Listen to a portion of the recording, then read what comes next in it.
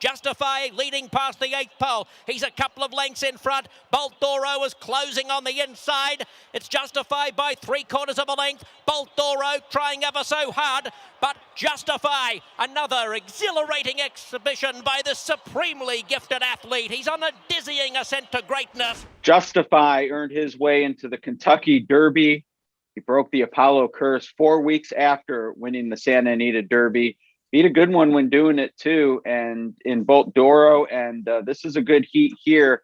And Scott, Bob Baffert lost Life is Good for this race. He had Justify, but he just reloads. He has Medina Spirit and Defunded in here.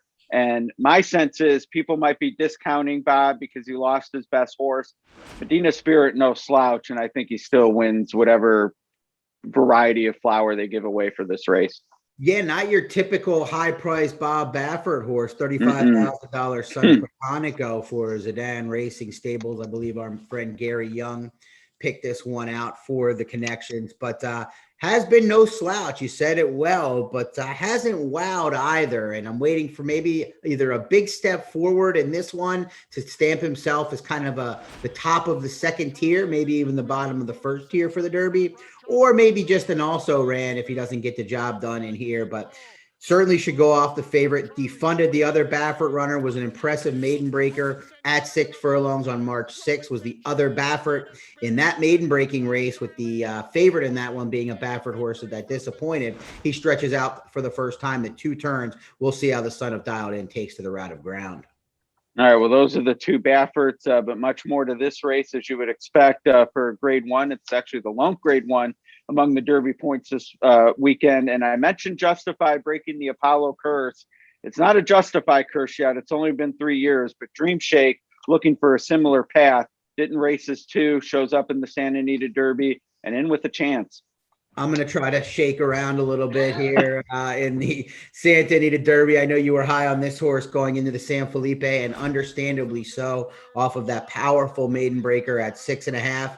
Back to the same point, tall task, stretching out the 2 turns, taking on winners in the likes of Graded Stakes Company in your first try, doing so, of all those things. I thought Dream Shake made a good account of himself. Nobody was beating Life is Good that day. The fact that he didn't beat Medina Spirit means very little to me. They chased a lone speed leader that kind of shakes things up. The pace should be slower today. I think it should play more favorably to Dream Shake, who has that experience under his belt. He gets the best rider by far out there in Flavian Prat. I'm going to be all in on Dream Shake in this one, Ed. All right, best by far out there. We'll need to have a separate video about that. Certainly one of the best, without question. But Johnny V shipping in, always interesting. I wanted to ask you about the Great One, because he had put together a pair of 101 speed ratings, 2 and 3 back, and then really was no match in the San Felipe. It seems like maybe still some time to go in the right direction for a barn that's at least its associates already has a Derby punch with the Louisiana Derby winner, Hot Rod Charlie. It's kind of a price for me. If he ends up double digits, I might find him hard to ignore with those 101s.